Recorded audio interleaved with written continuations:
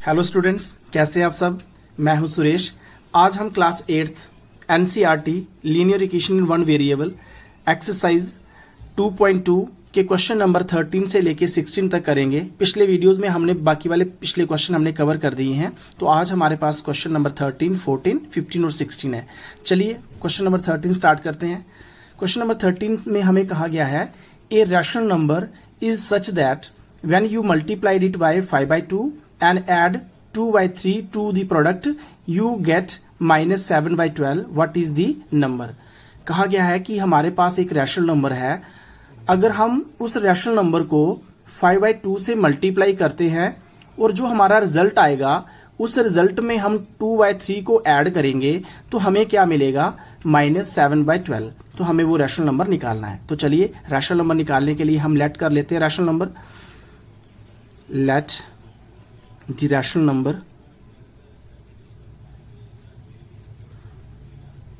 हमने rational number ले लेते हैं P/Q ही ले लेते हैं, उसकी ओरिजिनल फॉर्म लेते हैं एक रैशनल नंबर की।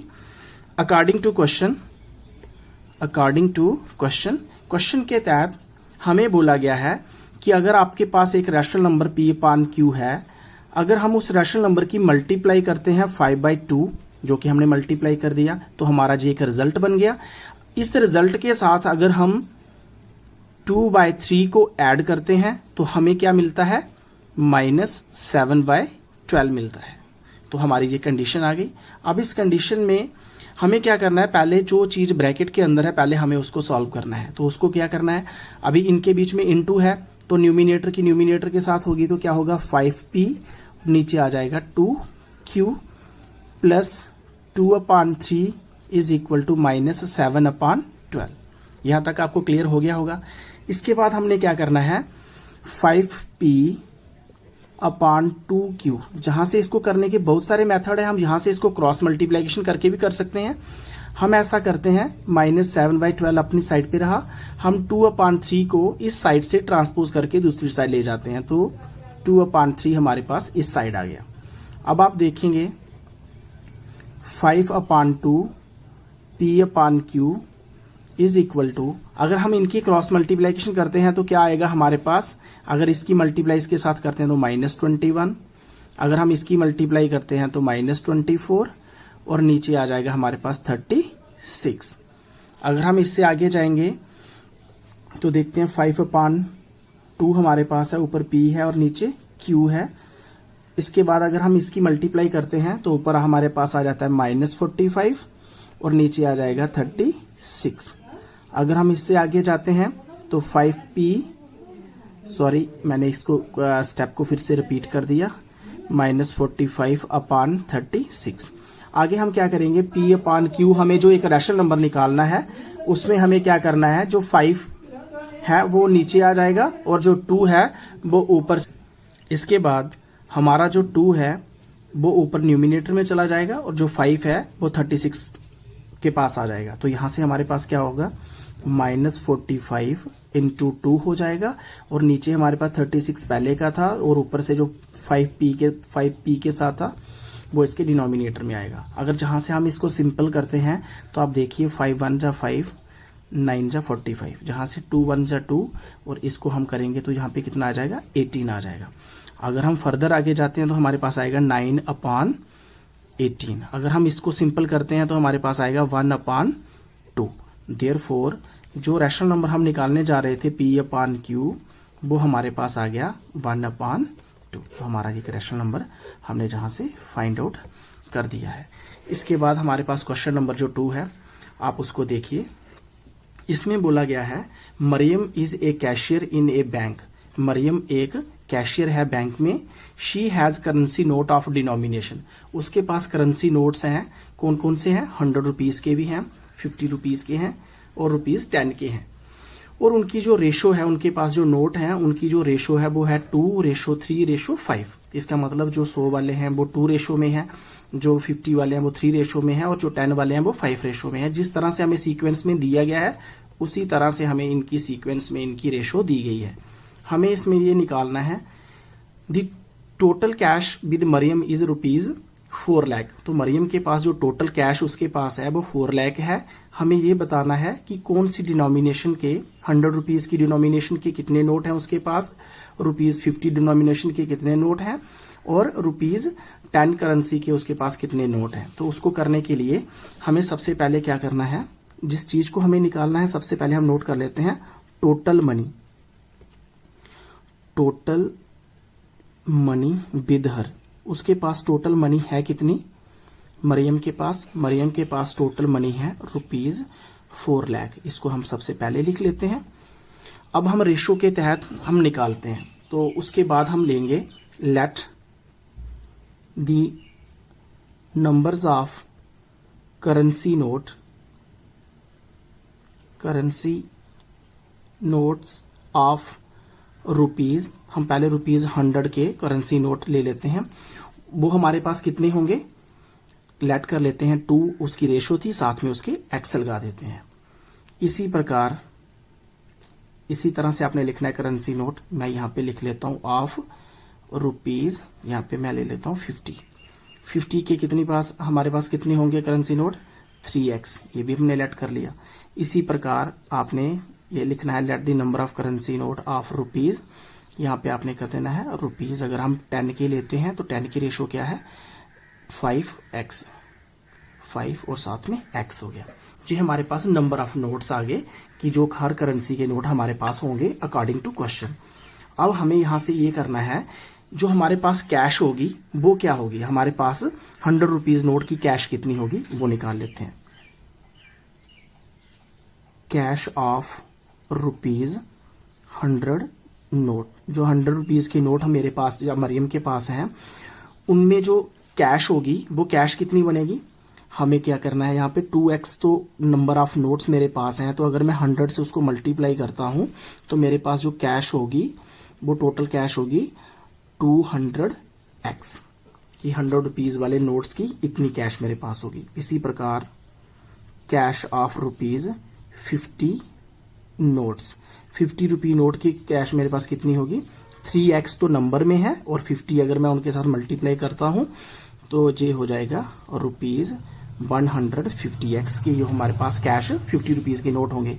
इसी प्रकार कैश ऑफ ₹10 रुपीज नोट्स जो होंगे उनकी कैश क्या होगी, 5x तो नंबर ऑफ नोट्स हैं और हमारे पास 10 से हमें उसके मल्टीप्लाई करना है तो 50x हो जाएंगे। अब मेरे पास टोटल कैश कितनी होगी, टोटल कैश जो मेरे पास होगी वो कितनी होगी, रुपीज मेरे पास 200x भी है, जो जितने 100 वाले आगे और 50 वाले मेरे पास कितने आगे, 150 कैश में आगे और ये 50 आगे।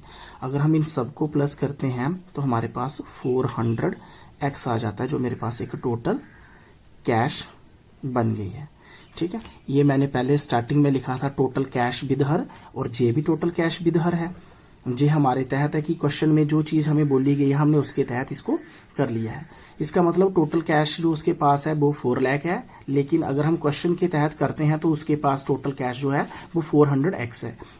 दोनों का मतलब क्या है, टोटल कैश। यहां से हमें क्या मिला, from equation first and second we get, हमें टोटल कैश को इक्वेट कर देना है।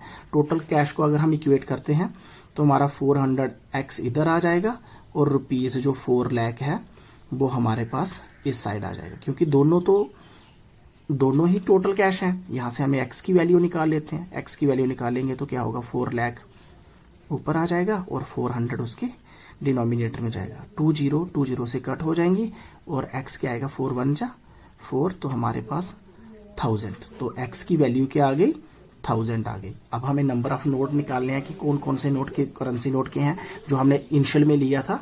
तो therefore numbers of currency notes of और रुपीज 100 वाले निकालेंगे तो वो हमारे पास 2x था। अब x की वैल्यू क्या आई, 1000 आई, तो इसका मतलब वो कितने हुए, 2000 हुए। इसी प्रकार हम लिखेंगे numbers of currency note of, अगर हम 50 वाले निकालते हैं तो 50 वाले हमारे पास क्या थे, 3x थे। अब x की वैल्यू 1000 आई है तो 3 × 1000 करेंगे तो ये हमारे पास 3000 नंबर ऑफ नोट होंगे। इसी प्रकार अगर हम ₹10 वाले लेते हैं तो उनकी क्या थी, उनका था हमारे पास 5x, 5 आ गया और x की वैल्यू हम पहले से डिफाइन कर चुके हैं, x की वैल्यू ये 5 आया और मल्टीप्लाई हमें क्या कर दिया, इसको 1000 के साथ कर दिया, तो ये 5000। इस प्रकार हमने यहाँ से ये कर दिया कि हमारे पास जो 100 रुपीज़ की करेंसी के नोट हैं वो 2000 हैं और 50 रुपीज़ वाले मरियम के पास 3000 हैं और मरियम के पास 10 रुपीज़ वाले 5000 नोट हैं। तो इसके बाद हम अगले क्वेश्चन नंबर 15 में हमें बोला गया है, I have a total of ₹300 in coins. मेरे पास ₹300 है पर वो कॉइन्स की फॉर्म में है और कॉइन्स भी 3 डिनोमिनेशन के हैं, डिनोमिनेशन ऑफ ₹1, 2 एंड 5। 3 टाइप प्रकार के ही सिक्के मेरे पास हैं, उनको मिला के ही मेरे पास 300 रुपीज़ हो रहा है। लेकिन कंडीशन क्या है, the number of ₹2 coins is 3 times the number of ₹5 coins. ₹2 वाले जो सिक्के हैं वो 3 गुना है ₹5 वाले सिक्कों से, और जो ₹1 वाले कॉइन्स हैं वो हमें यहाँ पे दिए नहीं है, पर the total number of coins is 160। और ये बता दिया गया है कि हमारे पास टोटल कॉइन्स जो हैं, जो तीनों डिनोमिनेशन के जो कॉइन हैं वो 160 हैं। How many coins of each denominations are with me. मैंने ये निकालना है इसमें कि मेरे पास हर एक डिनोमिनेशन के कितने सिक्के हैं, ₹1 वाले कितने हैं, ₹2 वाले कितने हैं, ₹5 वाले कितने हैं, ताकि तीनों सिक्कों को मिला के मेरे पास 300 भी होना चाहिए और कितने नंबर ऑफ कॉइन्स हर एक डिनोमिनेशन के हैं। तो सबसे पहले हम यहाँ पे लिख लेंगे पिछले क्वेश्चन की तरह टोटल मनी। हमारे पास जो टोटल मनी है कॉइन्स की फॉर्म में वो कितनी है, टोटल मनी ₹300, जो कि हमें यहाँ पे इन्होंने गिवन दिया था।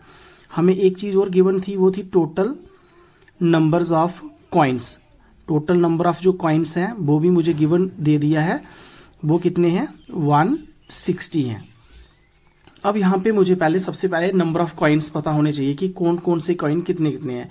जहाँ पे बोला गया है कि ₹5 वाले कॉइन के जो ₹2 वाले कॉइन है वो 3 टाइम्स है ₹5 वाले, तो सबसे पहले हमें ₹5 वाले कॉइन लेने पड़ेंगे। Let number of coins of ₹5, ₹5 वाले कॉइन्स को हम ले लेते हैं x हैं, तो therefore number of coins of ₹2 वाले कितने होंगे, 3 टाइम्स होंगे ₹5 वाले के, तो ये 3x हो जाएंगे। अब ₹1 वाले भी निकाल लेते हैं, क्योंकि हमारे पास टोटल नंबर ऑफ कॉइन्स है, हम ₹5 और ₹2 वाले कॉइन्स को प्लस करेंगे और 160 में से माइनस करेंगे, जो बाकी लेफ्ट रह जाएंगे वो ₹1 वाले होंगे। तो therefore number of coins of ₹1 के कितने होंगे, 160 टोटल हैं, उसमें से -4x कर देंगे, तो ये हो जाएगा। अब हम इसके बाद निकालेंगे वैल्यू। वैल्यू का मतलब ये होता है कि ₹5 वाले जो कॉइन हम मेरे पास x हैं, तो उनकी वैल्यू कितनी हुई, कितने रुपीज़ के बने वो पूरे ₹5 वाले कॉइन। ₹3 वाले कॉइन कितने बने, तो हम लिखेंगे यहाँ वैल्यू ऑफ ₹5 कॉइन्स। उनकी क्या वैल्यू बनेगी, ₹5 वाले कॉइन है और नंबर ऑफ है x, तो उनकी वैल्यू बनी ₹5x। इसी तरह से दूसरे कॉइन्स की भी वैल्यू निकाल लेते हैं। वैल्यू ऑफ ₹2 कॉइन्स, ₹2 वाले सिक्कों की क्या वैल्यू बनी हमारे पास, 2 × 3x, तो उनकी वैल्यू बनी हमारे पास 6x। इसी प्रकार हम वैल्यू निकाल लेंगे वैल्यू ऑफ ₹1 कॉइन। ₹1 की कॉइन को हमने 1 से ही इंटू करना है, तो उनकी वैल्यू वही रहेगी 160 - 4x, इनकी वैल्यू एज इट इज यही रहेगी। अब हम टोटल कर लेते हैं, टोटल मनी विद मी, तो वो कितनी होगी, ₹5 वाले कॉइन वो जो क्या 5x है, ₹6 वाले जो ₹2 वाले कॉइन है वो मेरे पास 6x है, और ₹1 वाले कॉइन कितने हैं, 160 - 4x है। अगर हम इनको टोटल फिर से कर लेते हैं, टोटल मनी विद मी वो क्या हो जाएगी, यहाँ से 11 हो गया और 11 में से 4 को निकालेंगे, पीछे क्या रह जाएगा 7x, प्लस कितना आ गया 160। ये टोटल मनी मेरे पास इन फॉर्म में आ गई है, बट टोटल मनी हमें पहली कंडीशन में दी थी और यहाँ से हमें दूसरी कंडीशन में हमने टोटल मनी को फाइंड कर लिया। इसका मतलब दोनों टोटल मनी, ये भी total money, left hand side के बराबर है, तो हम इन इक्वेशंस को इक्वेट कर सकते हैं। From equation first and second we get, हमें जहां से क्या प्राप्त होगा, 7x प्लस 160 जो कि टोटल मनी है, जो कि x की फॉर्म में है, लेकिन टोटल मनी हमें कितनी दी गई है, 300। जहां से 7x अपनी साइड रहा, 300 में से हम 160 को क्या करेंगे, माइनस कर देंगे। तो यह 7x अपनी साइड पर रह रहा है और 300 में से इसको निकालेंगे 0, यहाँ से इसको निकाला, 10 में से 6 को निकाला तो हमारे पास आ जाते हैं 4 और 2 में से 1, तो 140 आ गया। तो इसका मतलब यहाँ से हम x की वैल्यू निकालेंगे, 140 डिवाइडेड बाय 7 आएगा। तो x इज इक्वल टू 7 1 जा 7, 7 2 जा 14, तो 20। इसका मतलब क्या हुआ, मेरे पास जो x की वैल्यू थी वो 20 आ गई। अब हमें यहाँ पे नंबर ऑफ कॉइन्स निकालने हैं, तो यहाँ से देख लो, number of coins of rupees 5 के कॉइन्स हमारे पास x थे, तो x का मतलब हमारे पास 20 कॉइन्स हैं और रुपीज 5 वाले। इसी तरह और रुपीज 2 वाले हमारे पास कितने कॉइन थे, हमारे पास थे 3x, तो 3 इंटू 20 करेंगे तो हमारे पास कितना आ जाएगा, 60। तो हमारे पास 60 कॉइन जो हैं वो रुपीज 2 के हैं। इसी प्रकार हम रुपीज 1 वाले निकालेंगे, तो वो हमारे पास क्या था, 160 माइनस 4, और यहाँ पे हम x की वैल्यू पुट कर देते हैं, वो कितनी थी, 20 थी।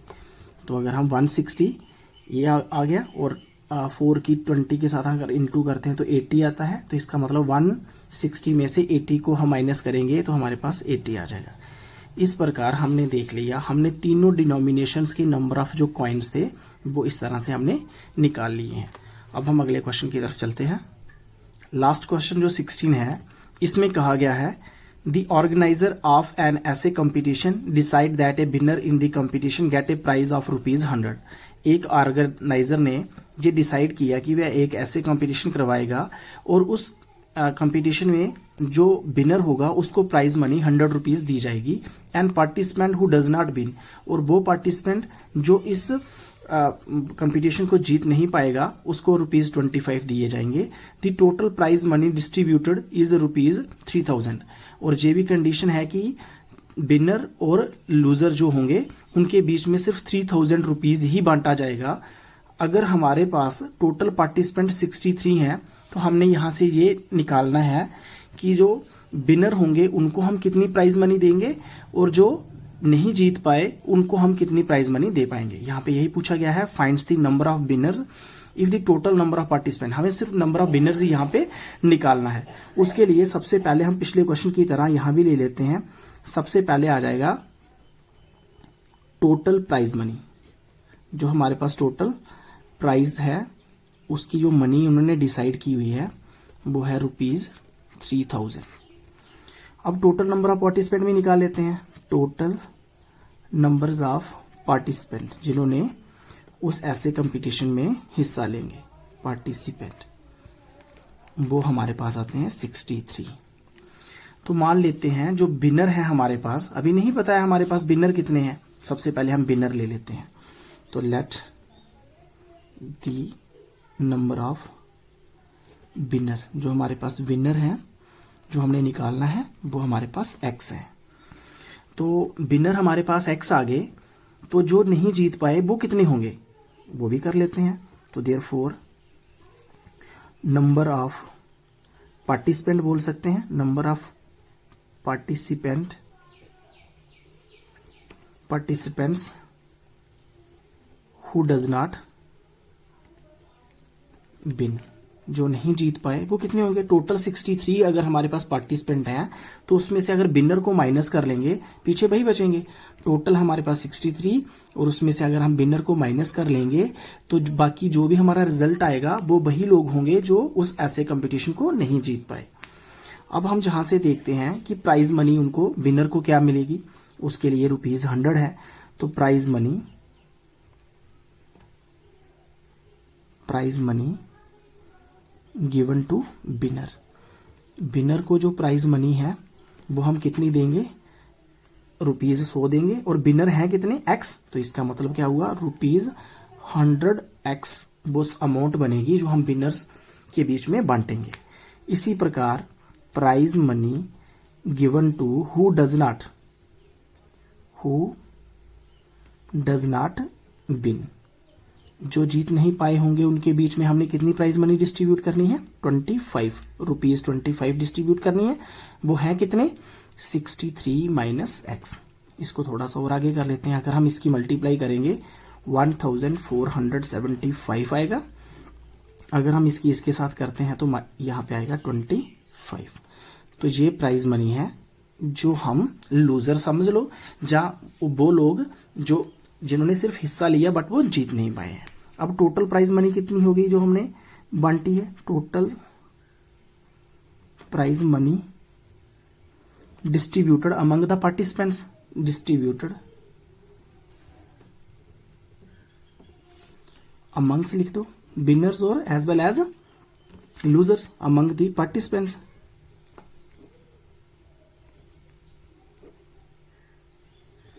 कितनी बांटी, हमारे पास ₹100 जो है 100x वो आ गया विनर्स का, प्लस हमारे पास ये आ जाता है 1475 और साथ में -25x, तो इतनी मनी हो गई। अब 100 में से हम 25 को माइनस करेंगे तो हमारे पास रह जाएगा 75x। बाहर से सारी क्वांटिटी रुपीस में चल रही है और प्लस आ जाएगा 1475। ये भी हमारे पास टोटल प्राइज मनी है जो हमने बच्चों के बीच में बांटनी है, जो मेरे पास x की फॉर्म में आई। लेकिन उन्होंने गिवन दिया है कि हमारे पास जो टोटल प्राइज मनी है वो 3000 है, बट मेरे अकॉर्डिंगली वो कितनी आई है 75x प्लस 1475। तो ये क्वेश्चन नंबर 2 हो गई। दोनों में प्राइज मनी है तो दोनों इक्वेशनों में से हम क्या करेंगे, from equation first and second. First और सेकंड इक्वेशन से हमें क्या पता चला, जो प्राइज मनी है 75x प्लस 1475 इक्वल टू ये किसके बराबर होगी, ₹3000 के बराबर होगी। जहां से हम 75x अपनी साइड रहने देंगे, 3000 पहले से अपनी साइड पे है और माइनस कर देंगे 1475।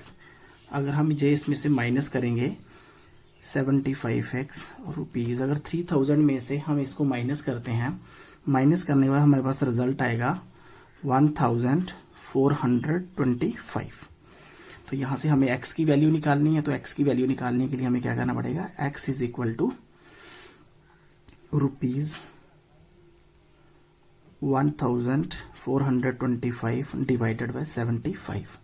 अगर आप 1425 को डिवाइड करोगे 75 से तो आपके पास जो रिजल्ट आएगा वो आएगा 19। आई होप आपको डिवाइड करना तो आता है, 8th की क्लास है तो डिवाइड करना तो आपको आएगा ही आएगा। तो यहाँ से हमें क्या निकालना था, विनर्स निकालने थे। तो therefore number of winner in the competition भी लिख सकते हैं, वो हमारे पास कितने आ गए, 19 आ गए। आई होप आपको इस एक्सरसाइज की सब अच्छे से समझ लग गई होगी। अगर आपको ये मेरे वीडियो अच्छे लग रहे हैं तो अपने दोस्तों के साथ भी इनको शेयर कीजिए, ताकि इस मुश्किल घड़ी में इसका हर एक स्टूडेंट इसका बेनिफिट ले सके और आप एग्जाम में इनको अच्छे तरीके से कर सको।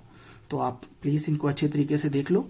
अगर फिर भी आपके मन में कोई क्वेरीज रह जाती है, आप मुझे कमेंट बॉक्स में लिख के बताइए, मैं कोशिश करूँगा कि इससे भी सिंपल वे में आपको समझाने की कोशिश करूँगा। Thank you for watching.